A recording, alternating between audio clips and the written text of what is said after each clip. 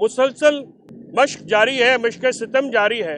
एक state terrorism, रियासती दहशत गर्दी का निशाना पाकिस्तान तहरीक इंसाफ के लीडर और उनके कारकुनान मुसलसल निशाने पे हैं। हमें ये तासर दिया जा रहा है कि हमने मुज़ाकरात मुअत्तल किए हैं। हमने मुज़ाकरात मुअत्तल नहीं किए हैं, हमने हुकूमत के साथ मुज़ाकरात मुअत्तल किए हैं। हमारी दीगर सियासी जमातों के साथ, सियासी कुव्वतों के साथ हमारे मुज़ाकरात जारी। इस मुल्क में सियासी इख्तिलाफ का इजहार करना दहशत गर्दी बना दिया गया है। मुख्तलिफ थानों में शिफ्ट किया गया, जेल से निकाल के, अटक से और जेलम से, और उनको मजीद केसेस में उलझा दिया गया। तो एक मुसलसल मशक जारी है, मशक सितम जारी है। एक स्टेट टेररिज्म, रियासती दहशत गर्दी का निशाना पाकिस्तान तहरीक इंसाफ के लीडर और उनके कारकुनान मुसलसल निशाने पे हैं। हमारे बुनियादी शहरी हकूक मुअत्तल हैं, मुल्क में आइन मुअत्तल है।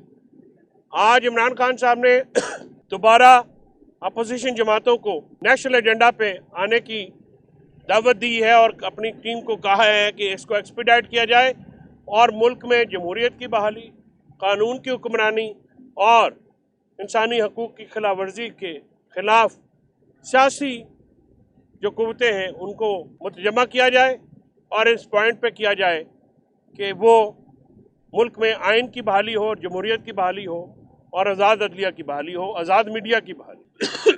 हम इस मुल्क के बेहतर मुस्तकबिल के लिए मुज़ाकरात में गए, जिसमें खान साहब के मुकदमात, उनकी रिहाई मतमे नज़र नहीं थी।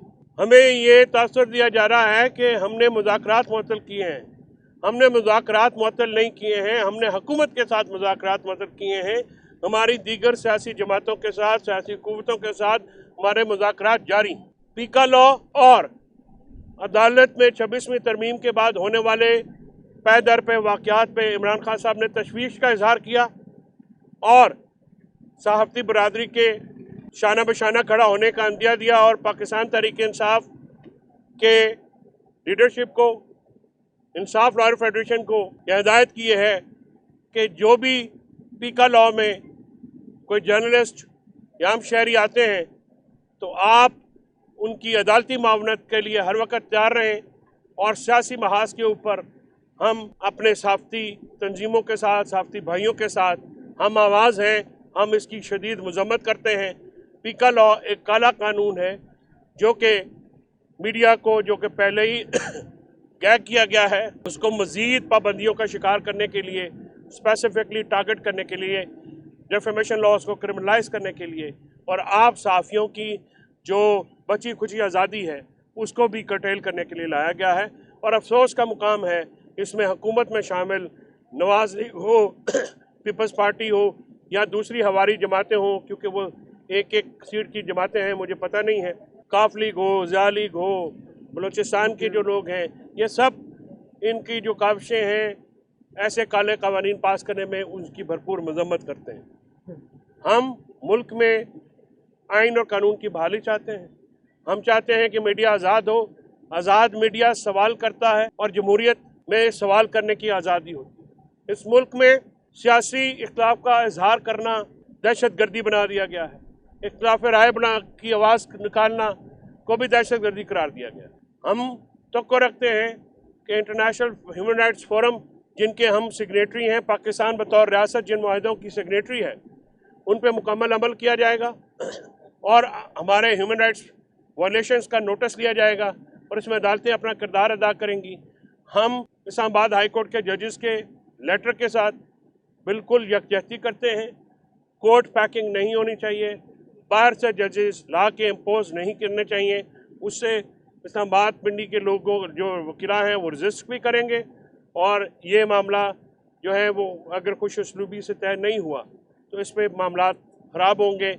ऑलरेडी अदालतों के मामला 26वीं तरमीम के बाद दगरगू हैं और निज़ाम अदल तहस नहस हो चुका है और इसको मज़ीद तहस नहस करने की प्लानिंग है, जो कि 10 साला आमराना एक दौर को तवालत देने के लिए सोचा समझा मंसूबा है और ये भी लंदन प्लान का हिस्सा है।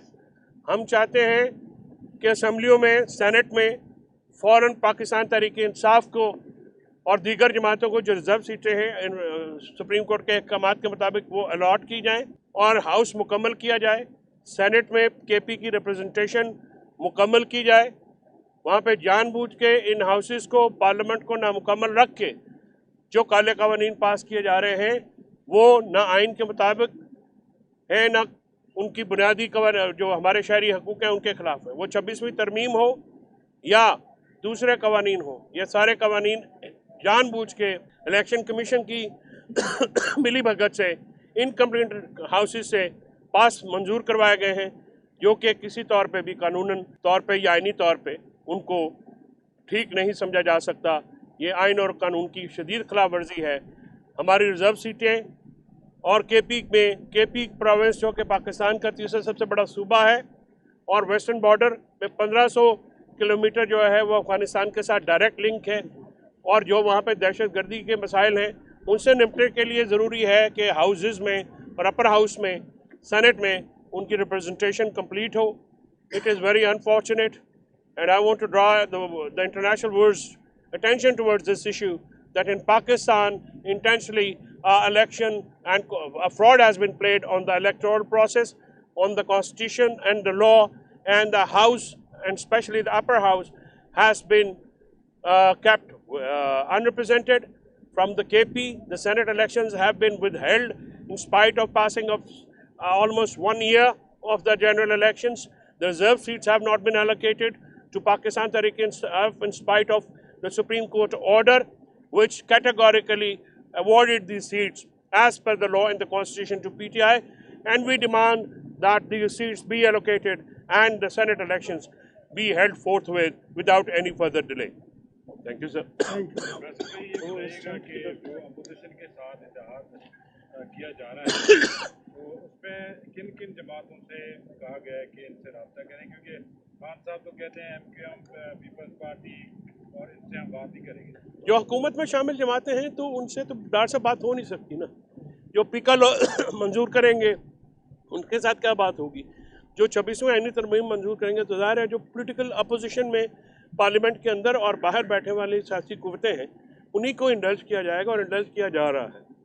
ہماری سیاسی ٹیم جو ہے اسد عمر صاحب ہوں، عمر ایوب صاحب ہوں یا دیگر مذاکراتی کمیٹی کے اراکین ہوں، وہی سیاسی مذاکراتی ٹیم ہے. اس میں ہم اپنے ساتھ جو سیاسی جماعتیں ہیں جو کہ اپوزیشن میں ہیں یا پارلیمنٹ کے باہر بھی ہیں تو ہم ان کو آن بورڈ لے رہے ہیں. اور یہ ایک نیشنل ایجنڈا ہے، یہ کسی پارٹی کا یا کسی شخصیت کا ایجنڈا نہیں ہے. ہم لا اینڈ کانسٹیٹیوشن کی بحالی چاہتے ہیں.